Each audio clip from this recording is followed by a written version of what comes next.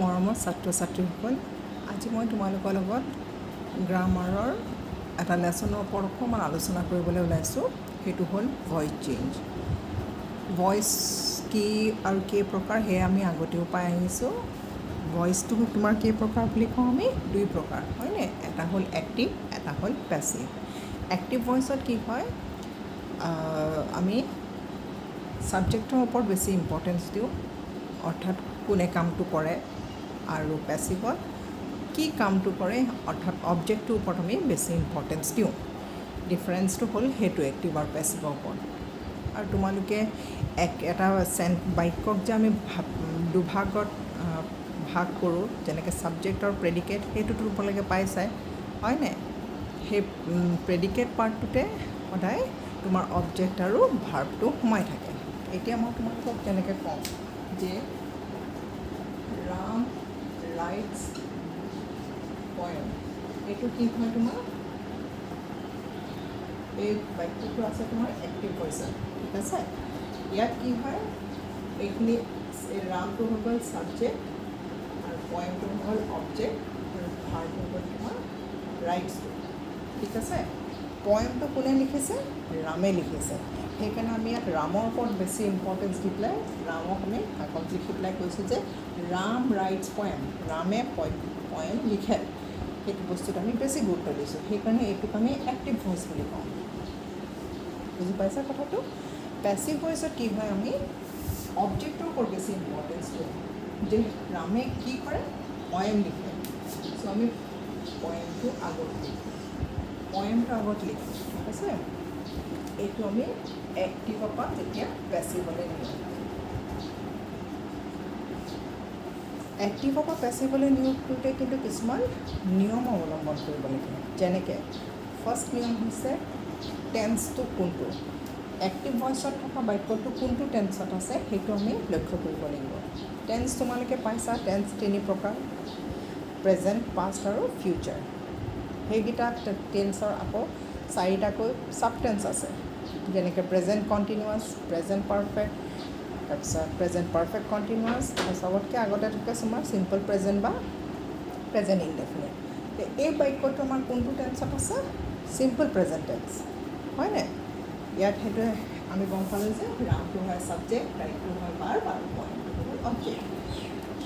এতিয়া যেতিয়া আমি এক্টিভৰ পৰা পেছিভলৈ নিওঁ, তেতিয়া কি হয়, প্ৰথম নিয়মটো হৈছে যে আমি ছাবজেক্ট আৰু অবজেক্টৰ জেগাৰ সাল সলনি কৰোঁ। ছাবজেক্টটো অবজেক্টত যায়, অবজেক্টটো ছাবজেক্টত আহে, ঠিক আছে? সেইকাৰণে আমি অবজেক্টটো আগতে লিখিলোঁ। দ্বিতীয় ৰুলটো হৈছে আমি লক্ষ্য কৰিব লাগিব যে টেন্স কোনটো। ইয়াত টেন্স ক'লোঁ মই কি বুলি, যে চিম্পল প্ৰেজেণ্ট টেন্স। সেইকাৰণে ইয়াত আমি ভাৰ্বটো লিখিম, বি ভাৰ্বৰ ফৰ্মটো লিখিম ইজ। ইজটো সদায় মনত ৰাখিবা, আমি লিখোঁ ছিংগুলাৰ নাম্বাৰ থাৰ্ড পাৰ্চন আগত, যেনেকৈ হি, শ্বি, মানুহৰ নাম বা যিকোনো এটা ছিংগুলাৰ অবজেক্টত থাৰ্ড পাৰ্চনত লিখিম। পয়েমটো তেনেকৈ ছিংগুলাৰ নাম্বাৰে হয়, তোমাৰ থাৰ্ড পাৰ্চনত পৰেতো, সেইকাৰণে আমি ইজ লিখিলোঁ, যিহেতু এইটো চিম্পল প্ৰেজেণ্ট টেন্সত আছে। এতিয়া ভাৰ্বটো ইয়াত আছে ফাৰ্ষ্ট ফৰ্মত। তিনিটা ফৰ্মৰ ভাৰ্ব তোমালোকে নিশ্চয় পাইছা, যেনেকৈ ৰাইট, ৰোট, ৰিটেন, চি, চ, চিন, কাম, কেম, সেইবোৰ পঢ়িছা তোমালোকে। এতিয়া ইয়াত আমি ৰাইটৰ থাৰ্ড ফৰ্মটো কি হয়গৈ? ৰিটেন হয়। সেইকাৰণে আমি এইটো সলাই পেলাই ৰিটেন লিখি দিলোঁ, ঠিক আছে? তাৰপিছত আমি বাই এজেণ্টটো ইউজ কৰিম, ঠিক আছে? এক্টিভৰ পৰা পেছিভলৈ নিবলৈ হ'লে আমি এই বাইটো লিখিব লাগিব। এতিয়া আমি বাই লিখাৰ পিছত কি কৰিম? এই ছাবজেক্টটো সেই অবজেক্টটোৰ ঠাইত লৈ যাম, অৰ্থাৎ শেষত আমি লিখি দিম বাই ৰাম। পয়েমটো কাৰ দ্বাৰা লিখা হৈছে? ৰামৰ দ্বাৰা। ৰামে কি লিখে? পয়েম লিখে। পয়েমটো কাৰ দ্বাৰা লিখিছে? ৰামৰ দ্বাৰা, ঠিক আছে? এইটোৱে হৈছে তোমাৰ এক্টিভৰ পৰা পেছিভলৈ নিয়া ৰুল। আশা কৰোঁ তোমালোকে বুজি পাইছা। এতিয়া মই আকৌ এবাৰ তোমালোকক এই নিয়মটো ফাৰ্ষ্ট ৰুল হয়, এইটো ভইচ চেঞ্জৰ মানে ফাৰ্ষ্ট পাৰ্ট হয় এইটো। তাৰ এতিয়া যোনখিনি ডিছকাছ কৰিলোঁ সেইখিনি এবাৰ চামাৰি কৰি দিওঁ মই। ভইচ দুই প্ৰকাৰ, এক্টিভ আৰু পেছিভ। এক্টিভত আমি ছাবজেক্টৰ ওপৰত বেছি ইম্পৰ্টেঞ্চ দিওঁ আৰু পেছিভত আমি অবজেক্টৰ ওপৰত। ইয়াত যোনটো মই এক্সাম্পল লিখিছোঁ, ৰাম ৰাইটছ পয়েম, সেইটো হৈ গ'ল এক্টিভ ভইচত আছে।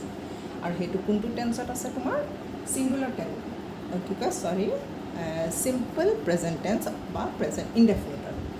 এতিয়া সেই বাক্যটো যেতিয়া আমি এক্টিভৰ পৰা পেছিভলৈ নিওঁ তেতিয়া আমি কি কৰোঁ প্ৰথমটো কৰোঁ কি ছাবজেক্ট আৰু অবজেক্টৰ জেগাৰ সাল সলনি কৰোঁ ঠিক আছে সেইকাৰণে আমি পেছিভ ভইচত লিখোঁতে অবজেক্টটো আগত লিখোঁ তাৰপিছত আমি ক'লোঁ যে বাক্যটো আছে কিহত চিম্পল প্ৰেজেণ্ট টেন্সত হয়নে যিহেতু এইটো চিম্পল প্ৰেজেণ্ট টেন্সত আছে সেইকাৰণে ইয়াত আমি এটা বি ভাৰ্বৰ প্ৰেজেণ্ট টেন্সৰ ফৰ্মটো লিখিব লাগিব যিটো হৈ গ'ল ইজটো কিহৰ লগত ব্যৱহাৰ সদায় মনত ৰাখিবা ছিংগুলাৰ নাম্বাৰ থাৰ্ড পাৰ্চনৰ লগত যেনেকৈ হি শ্বি মানুহৰ নাম যেনে ৰাম ৰহিম বা যিকোনো এটা ছিংগুলাৰ নাম্বাৰ অবজেক্টৰ থাৰ্ড পাৰ্চনৰ লগত ঠিক আছে তাৰপিছত নেক্সটটো হৈ গ'ল ৰাইট সেইটো হ'ল ভাৰ্বটো এই ভাৰ্বটো যেতিয়া এক্টিভ ভইচত ফাৰ্ষ্ট ফৰ্মত থাকে তাক আমি পেছিভ ভইচত নিবলৈ হ'লে থাৰ্ড ফৰ্মলৈ লৈ গ'লোঁ সেইকাৰণে ইয়াত আমি ৰাইটটো ৰিটেন কৰি দিলোঁ তাৰপিছত পেছিভ ভইচত লিখিব হ'লে আমি বাই এজেণ্টটো ইউজ কৰোঁ